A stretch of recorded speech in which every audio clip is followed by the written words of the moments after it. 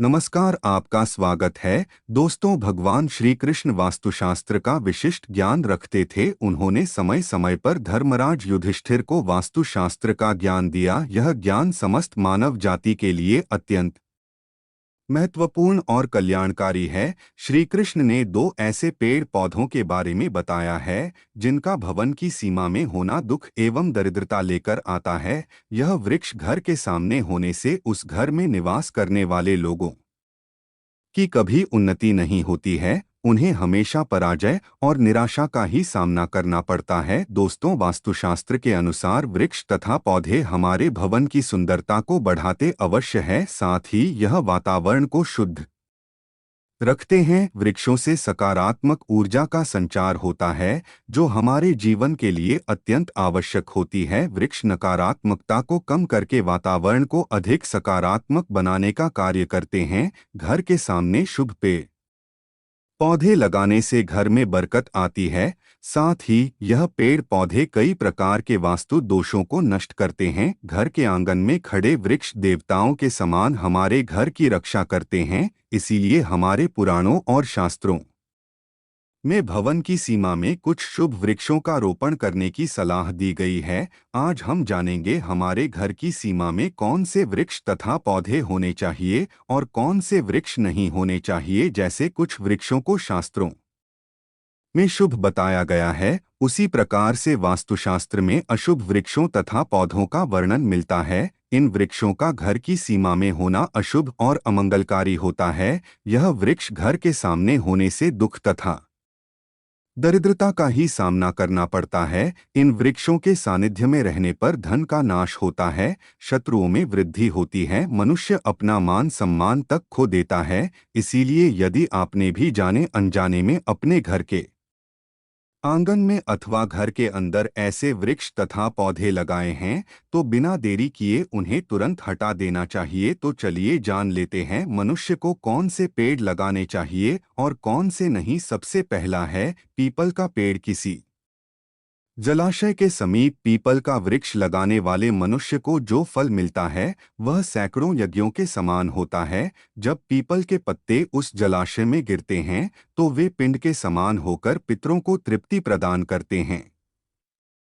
इससे सभी प्रकार के पितृ दोष समाप्त हो जाते हैं। श्री कृष्ण कहते हैं, जो मनुष्य नित्य स्नान करके पीपल को स्पर्श करता है वह सभी पापों से मुक्त होता है और कभी पराजित नहीं होता है। पीपल को स्पर्श करने से लक्ष्मी की प्राप्ति होती है और उसकी प्रदक्षिणा करने से आयु में वृद्धि होती है। पीपल की जड़ में श्री विष्णु, तने में शिव जी और अग्रभाग में ब्रह्मा जी स्थित रहते हैं। सोमवती अमावस्या के दिन पीपल को प्रणाम करने से जो फल मिलता है वह 1000 गायों के दान के बराबर होता है। इस संसार में पीपल के समान कोई वृक्ष नहीं है। साक्षात श्री हरि इस वृक्ष के रूप में पृथ्वी पर विराजमान है। पीपल के वृक्ष को चोट पहुंचाना अथवा उसकी पहली तोड़ना महापाप माना गया है। ऐसा मनुष्य एक कल्प तक नरक में रहता है और जो पीपल को जड़ से काटता है उसका कभी नरक से उद्धार नहीं होता है। दूसरा है आंवले का वृक्ष। श्री कृष्ण कहते हैं, आंवले का फल समस्त लोकों में प्रसिद्ध और परम पवित्र है। आंवले को लगाने से स्त्री और पुरुष जन्म मृत्यु के बंधन से मुक्त हो जाते हैं। यह पवित्र फल भगवान विष्णु को अत्यंत प्रसन्न करने वाला एवं शुभ माना गया है। इसको खाने से सभी पापों से मुक्ति मिलती है। आंवला खाने से आयु बढ़ती है, उसका जल पीने से रोगों का नाश होता है और आंवले को जल में मिलाकर स्नान करने से दरिद्रता दूर हो जाती है और सभी प्रकार के ऐश्वर्य प्राप्त होते हैं। जिस घर में आंवला सदा मौजूद रहता है उस घर में कभी दैत्य और राक्षस नहीं आते हैं। एकादशी के दिन अगर आंवला मिल जाए तो संसार के सभी तीर्थों से बढ़कर फल प्राप्त होता है। अपने केस में आंवला लगाने वाला फिर से मृत्युलोक पर जन्म नहीं लेता है। जिस घर के सामने आंवले का वृक्ष होता है वहां पर साक्षात लक्ष्मी नारायण निवास करते हैं। तीसरा है अशोक का वृक्ष। दोस्तों, पद्म पुराण के अनुसार अशोक के वृक्ष में अप्सराओं का निवास होता है। यह वृक्ष शोक का नाश करने वाला तथा निराश को समाप्त करने वाला होता है। इस वृक्ष को घर के पास लगाने से घर में सुख शांति बनी रहती है। अशोक का वृक्ष शीतलता और यौवन प्रदान करने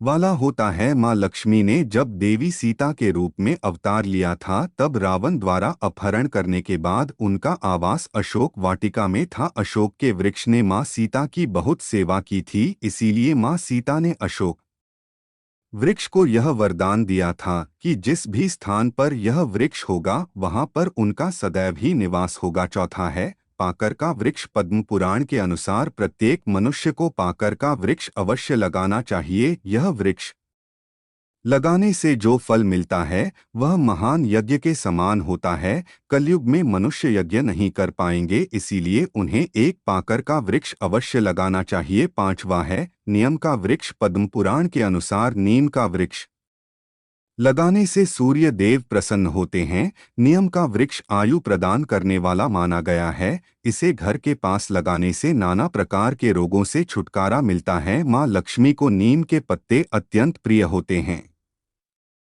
इसीलिए वह नियम के वृक्ष के पास निवास करती है। घर के सामने नियम के वृक्ष का रोपण करने से धन संपत्ति की प्राप्ति होती है। छठा है जामुन का वृक्ष। यदि कोई मनुष्य कन्या प्राप्ति की कामना करता है तो उसे जामुन का वृक्ष अवश्य लगाना चाहिए। पद्म पुराण के अनुसार जिस मनुष्य के घर के सामने जामुन का वृक्ष होता है उसके घर में कन्या का जन्म होता है, जो कुल का गौरव बढ़ाती है। सातवां है बेल का वृक्ष। पद्म पुराण के अनुसार बेल के वृक्ष में भगवान शिव और गुलाब में देवी पार्वती का निवास है, इसीलिए अगर बेल के वृक्ष के पास गुलाब का पौधा लगाया जाए तो शिव पार्वती का आशीर्वाद प्राप्त होता है। उस घर में कभी दुख दरिद्रता नहीं आती है, उस घर में कभी अकाल मृत्यु नहीं होती है और कोई स्त्री विधवा नहीं बनती है। अथवा है नारियल का पेड़। नारियल का पेड़ लगाने से पुरुष अनेक स्त्री का पति बनता है।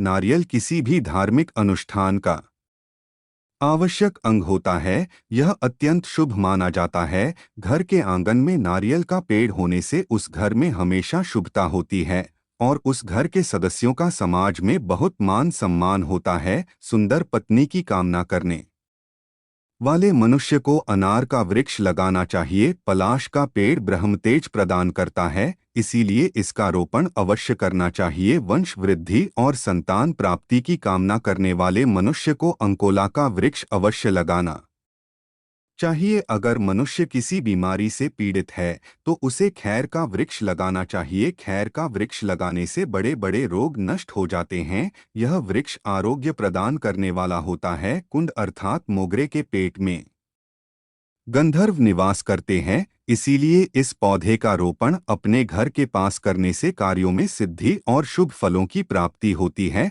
खासकर कला के क्षेत्र में काम करने वाले लोगों को यह पौधा अवश्य लगाना चाहिए। यदि किसी मनुष्य को चोर और लुटेरों का भी सता रहा है तो उसे अपने घर के पास बैंड का वृक्ष जरूर लगाना चाहिए। यह वृक्ष चोर लुटेरों को भयभीत करता है और घर की रक्षा करता है। चंदन और कटहल के वृक्ष पुण्य और लक्ष्मी प्रदान करते हैं। इन वृक्षों का रोपण करने से दुख दरिद्रता समाप्त हो जाती है। केले का पेड़ भी बहुत शुभ होता है और यह घर में सुख समृद्धि और खुशहाली लाता है। केले के पेड़ में भगवान विष्णु का वास होता है, इसलिए घर में केले का पेड़ होने से घर में धन की कमी नहीं होती है। हर श्रृंगार के पौधे को पारिजात भी कहा जाता है। इस पौधे की उत्पत्ति समुद्र मंथन के समय हुई थी और माँ लक्ष्मी भी समुद्र मंथन से ही प्रकट हुई है, इसीलिए पारिजात के पौधे का बहुत अधिक महत्व है। यदि इस पौधे को अपने घर पर लगाते हैं